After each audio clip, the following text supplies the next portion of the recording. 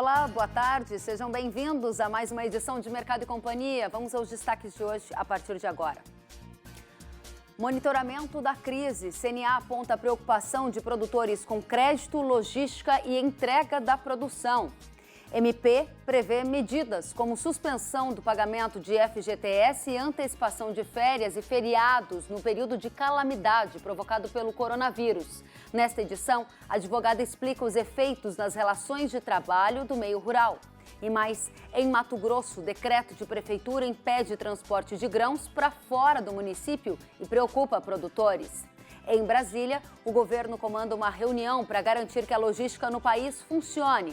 Caminhoneiros pedem apoio ao Ministério da Infraestrutura. E você vai ver também, a soja supera R$ 102 por saca no Porto e a Farsul se reúne com o BNDES para negociar prorrogação de dívida por estiagem. Tem tudo isso, tem muito mais a partir de agora. O Mercado e Companhia já está no ar.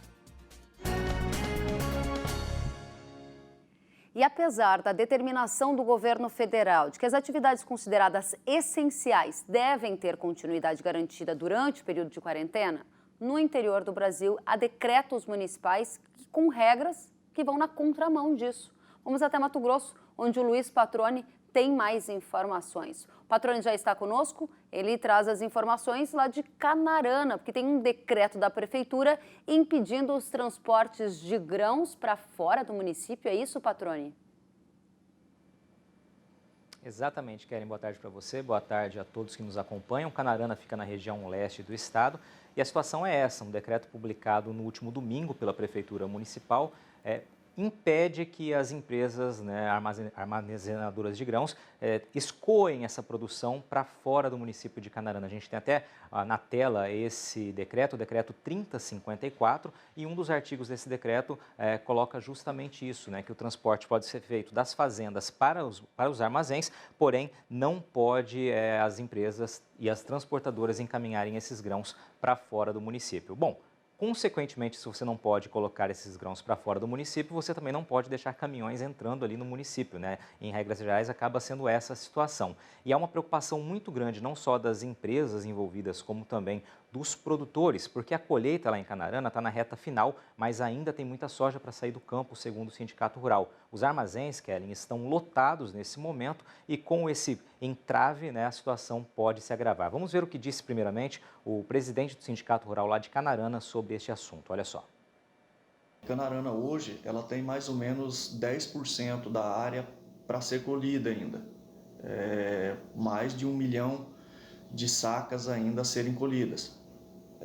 As trading já não estão mais conseguindo receber produto. Algumas delas já estão lotadas, já estão lotadas, sem capacidade de recebimento e não estão podendo efetuar a expedição desses produtos. Então nós estamos falando aí em mais de 1 milhão de sacas ainda para saírem do campo para dentro dos armazéns e estamos praticamente sem espaço. Ontem as tradings tiveram reunião com o prefeito, mas está difícil de conseguir chegar a um acordo, porque querem passar a responsabilidade para cima das tradings. Se caso venha entrar no município um caminhoneiro infectado, a parte de isolamento, a quarentena desse caminhoneiro seria responsabilidade da trade daí, e não mais então do município. Se ocorrer de não conseguir ter esse escoamento, não liberar esse mais de 1 milhão de sacas aí, o município pode arcar com um prejuízo aí de mais de 70 milhões de reais, devido aos produtores não poder colher e perder esse produto no campo. Bom, Kellen, eu conversei com o prefeito lá de Canarana, o Fábio Faria, me retornou a ligação, conversamos há pouco por telefone. Ele explicou o seguinte: quando o decreto foi publicado no último domingo, a prefeitura, segundo o prefeito, não tinha ideia de que os armazéns estavam cheios, ou seja, que eles não tinham condições de receber mais a produção. A reunião mencionada pelo presidente do Sindicato Rural de Canarana foi feita ontem com as 7 empresas e a prefeitura, as empresas que prestam esse serviço lá no município. E a proposta da prefeitura, esse termo de compromisso, diz o seguinte: limitar a um prazo de 10 dias, uma carga limitada e também com a movimentação também estipulada máxima de caminhões em cada uma das empresas para escoar o necessário para abrir espaço para a safra que está no campo. Porém, como ficou claro aí, né, na entrevista do Alex, as empresas precisariam arcar com a responsabilidade sobre esses motoristas que eventualmente apresentarem aí sintomas de Covid-19, ou seja, assumir essa responsabilidade. A Prefeitura vai colocar uma barreira sanitária para monitorar esses motoristas que adentrarem ao município e, caso apresentem alguma suspeita, então passaria a responsabilidade dessa quarentena para as empresas. Até o presente momento, nenhuma das 7 empresas assinou esse termo de compromisso, segundo a Prefeitura. Esse termo foi encaminhado hoje pela manhã para as empresas, portanto, esse impasse, claro, continua, Kellen, a gente vai seguir acompanhando por aqui. Muito obrigada, Luiz Patroni. Essa situação lá de Mato Grosso está em discussão lá em Brasília. O governo federal comandou uma reunião por videoconferência com governadores para garantir o fluxo logístico de aumento no país. Nós vamos então a Brasília, ao vivo, para ter mais informações com a repórter Paola Cuenca. Paola, muito boa tarde. O transporte de cargas já foi estabelecido como atividade essencial e, por isso, deve permanecer ativo. Qual é a dificuldade que o governo ainda está identificando nesse sentido, hein?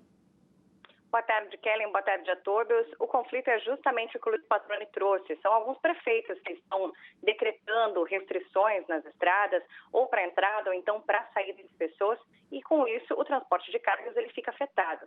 A própria medida provisória que o governo federal estabeleceu na última semana já coloca que não é permitido restringir o acesso de funcionários que trabalhem nessas atividades essenciais, como o transporte e entrega de cargas. Além disso, a Prefeitura ela pode fazer algumas restrições sobre a entrada de turistas, de pessoas, mas ainda assim precisa respeitar as atividades essenciais. E é por isso que o governo federal tem feito reuniões por videoconferência com governadores. Na manhã dessa segunda-feira, os governadores do Centro-Oeste e do Sul estiveram em conversa com o presidente da República, Jair Bolsonaro, e também com o ministro da Infraestrutura, Tarcísio Freitas.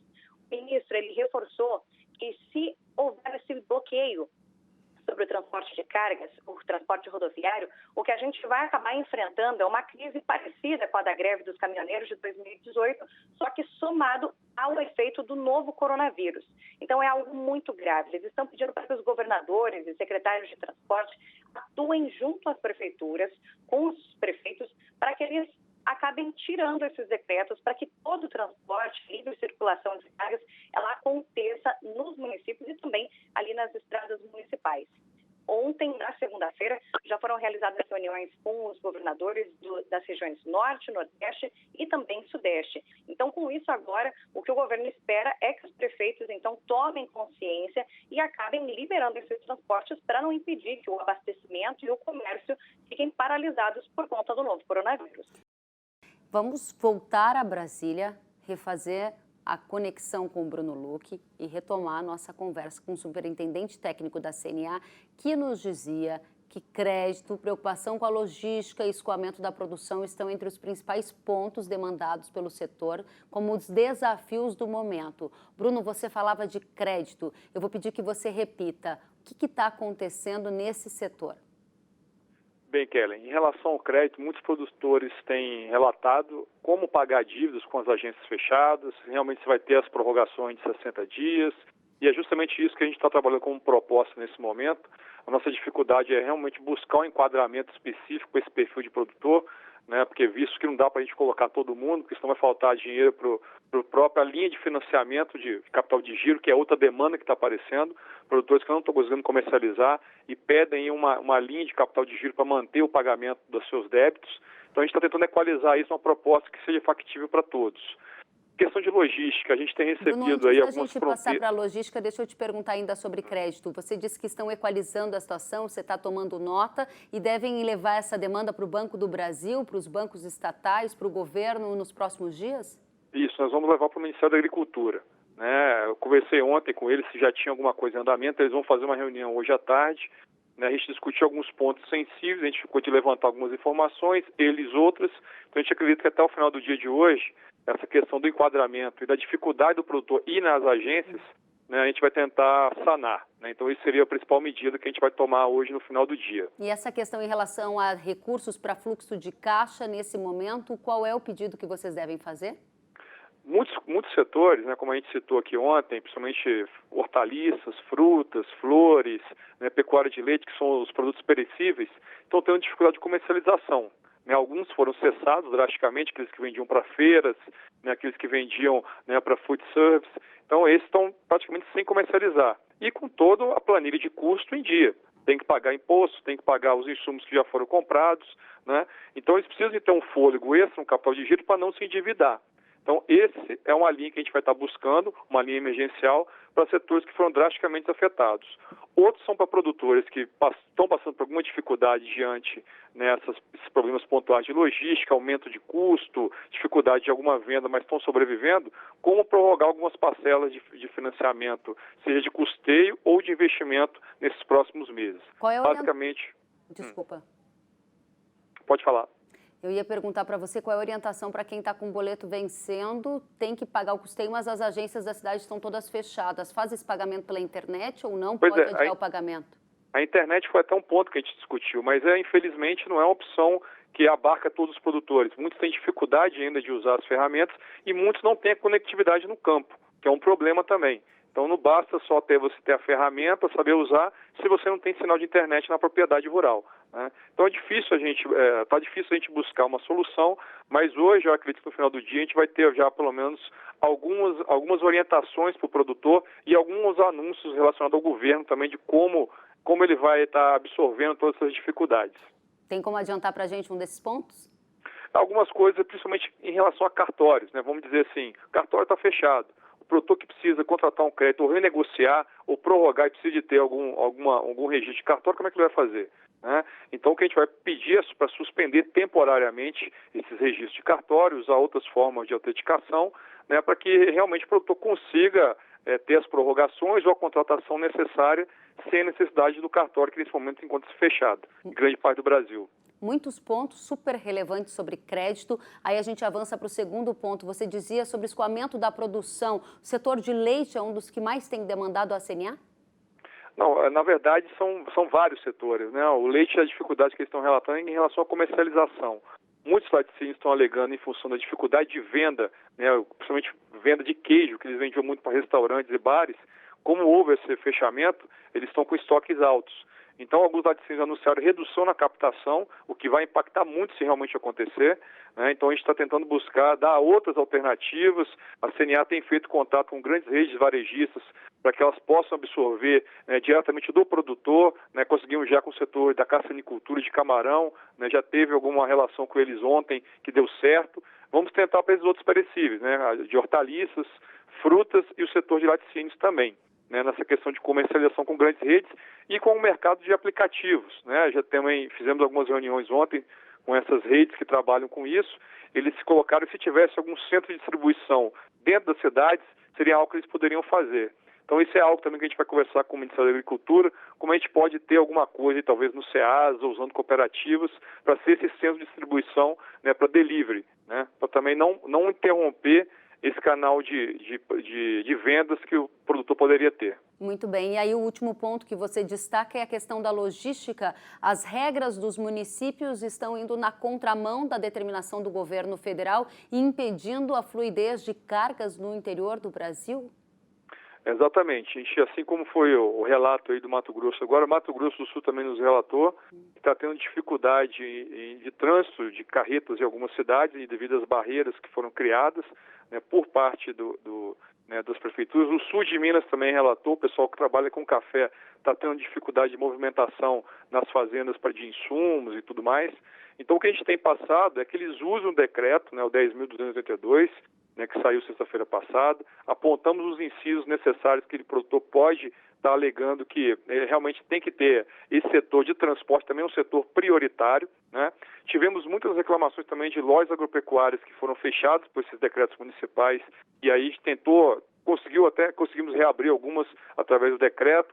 outros estão trabalhando com vendas pela internet, que também dificulta, né, como eu falei, no caso que o produtor não tem conectividade no campo, então é um empecilho, mas o decreto nacional, o decreto 10.282, dá todo o arcabouço jurídico para que esses setores continuem abertos, tanto esse como o serviço de mecânicas também, né, que seriam abarcados nesse setor de insumos necessários à produção. Muito bem, eu estava aqui tentando contato com a produção para a gente colocar mais uma vez no ar o telefone celular da CNA, esse canal do produtor, para que eles enviem então esses relatos que são fundamentais, porque nesse momento que a CNA mapeia o que está acontecendo no interior do Brasil e cria um documento para reforçar ações, seja junto ao Banco do Brasil, seja junto ao Ministério da Agricultura, seja junto ao governo. Por isso, o canal está aberto 24 horas por dia, não é, Luque? Exatamente. O número, se até os produtores quiserem anotar, é o 61 93300 7278. E é muito importante isso que você disse, Kelly, porque a gente tem passado tudo, né, para o Ministério da Agricultura, né, para o Banco do Brasil também. A gente tem conversado essa dificuldade, né, do produtor ter esse acesso remoto às agências. Então, assim, nós estamos tentando bolar uma solução em conjunto, aquilo que seja realmente bom para o produtor rural e bom para o Brasil. O presidente Jair Bolsonaro editou uma medida provisória com ações que podem ser adotadas pelos empregadores para manter o emprego dos trabalhadores durante o período de calamidade provocado pelo coronavírus. A MP 927 de 2020 prevê medidas como, por exemplo, o uso de horas do banco de horas, a antecipação de férias e também a suspensão de pagamentos como o FGTS. Vamos aos detalhes desta medida provisória, o impacto dela nas relações de trabalho do meio rural, com uma entrevista ao vivo com a Kátia Alves, que é advogada e fala conosco direto de Uberaba. Kátia, muito boa tarde. Há muitas dúvidas sobre as relações de trabalho neste momento de calamidade no país? Boa tarde, Kellen. Há sim muitas dúvidas. A MP ela saiu no domingo à noite e, na verdade, ela determina algumas medidas que poderão ser utilizadas pelos empregadores. Ela não é uma obrigatoriedade. Ela, dentre todas as opções que o direito do trabalho dá, ela estipula aquelas que o legislador, né, que o presidente entendeu serem as medidas mais seguras a se adotar nesse momento. Mas ainda é um momento de muita instabilidade, muita insegurança jurídica. A MP ela poderia ter poderia ter dado mais opções ao empregador. Ela elegeu mais ou menos em torno de 5 medidas que poderiam auxiliar nesse momento. Entre elas, cita para a gente, para o pessoal de casa que é empregador, que tem trabalhadores na propriedade, que está em qualquer área do agro e, eventualmente, por causa da paralisia na economia, vai precisar mudar um pouco dessas relações de trabalho. Antes da gente começar nessas 5 que ainda estão valendo, que você elencou, uma delas que valia deixou de valer, que é a suspensão do contrato de trabalho. E isso não pode mais ser feito. Isso não pode mais ser feito. Essa medida ela estava nessa MP 927, mas ontem o presidente já havia informado, através das redes sociais, que revogaria o artigo 18 da MP, que falava exatamente da suspensão dos contratos de trabalho. Essa nova medida provisória, 928 de 2020, ela saiu hoje no Diário Oficial e ela revogou. Então, suspensão do contrato de trabalho não é permitido. O que é permitido? O profissional do agro está numa situação econômica difícil, viu a paralisia da economia e vai ter que remanejar a estrutura dos trabalhadores para continuar pagando os salários. E eu quero saber quais são as medidas que esse empregador pode adotar agora e qual o efeito para o trabalhador rural que nos assiste. Olha, as principais medidas são o teletrabalho, que é aquele trabalho à distância, o trabalho remoto, que ele é feito através dos meios de comunicação e tecnologias. E, na verdade, teria que ser feita uma adaptação para o agro. Então, às vezes, ele não seria tão indicado, né? Porque aquele peão mesmo que está ali na lida não teria essa opção. A antecipação das férias individuais, ela pode ser feita. E, nesse caso da antecipação das férias, o interessante é que o pagamento ele pode ser feito de forma diferenciada. Porque, via de regra, pela CLT, o pagamento ele é feito até 2 dias antes da concessão, do início das férias. E com essa medida provisória, o terço das férias ele poderia ser pago até a data de pagamento da gratificação natalina, que é o 13º, então até dezembro. E as férias em si, a remuneração, ela poderia ser feita até o 5º dia útil do mês subsequente ao início das férias. Então, vamos imaginar que o empregador decidiu dar férias para o trabalhador na data de hoje. Então, ele teria até o 5º dia útil de abril para poder efetuar o pagamento. Essa seria uma opção. A outra também seria a concessão de férias coletivas. Ele pode determinar que por um determinado período a coletividade de trabalhadores tirem férias. Pela CLT, obrigatoriamente, quando tem férias coletivas, o empregador ele tem que informar, né, ao Ministério da Economia, agora através das delegacias regionais, né, Ministério do Trabalho e Emprego, enfim. E agora não tem mais isso, ele estaria dispensado de fazer essa comunicação. Em ambos os casos, tanto as férias individuais quanto as coletivas, ela teria que ser avisada ao empregado com antecedência mínima de 48 horas. E é um ato unilateral do empregador. O trabalhador ele não precisa concordar. Uma outra opção seria a antecipação dos feriados não religiosos. Também no prazo de 48 horas, o empregador informa o trabalhador. Essa informação ela pode ser via escrita ou pode ser por meio eletrônico também. E ele precisa indicar nesse documento quais feriados estão sendo antecipados, né? Que entraria como a fruição antecipada. Tá certo, são muitas as novidades, né? Agora, só para a gente encerrar, porque o tempo de televisão é um pouquinho mais dinâmico, quero saber o que os produtores rurais, o que os empregadores da área rural estão agora fazendo. Já começaram a adotar essas medidas?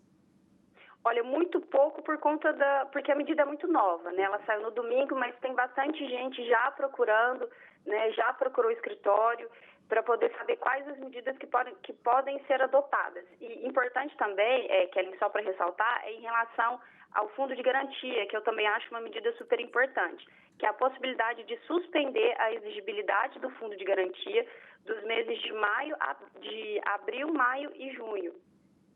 Então, esses meses eles estariam suspensos de pagar e poderia ser pago posteriormente em até 6 vezes, de forma parcelada, sem juros, sem correção monetária, sem nenhum tipo de aplicação de multa. E para que o empregador rural ele possa fazer adesão, ele precisa comunicar isso até dia 20 de junho. Né? Então, através da GFIP, enfim, entra em contato com o contador que ele faz essa comunicação. Ou seja, muitas mudanças nas relações de trabalho entre empregador rural e trabalhador rural e também lembrando que isso vale durante o período de calamidade em função do coronavírus, não é? Kelly, posso só fazer uma correção? Pois não. A suspensão de exigibilidade do recolhimento do fundo de garantia refere-se aos meses de março, abril e maio. Tá, ok. São esses meses que estariam suspensos. Sentiu falta de algum conteúdo? Acesse canalrural.com.br.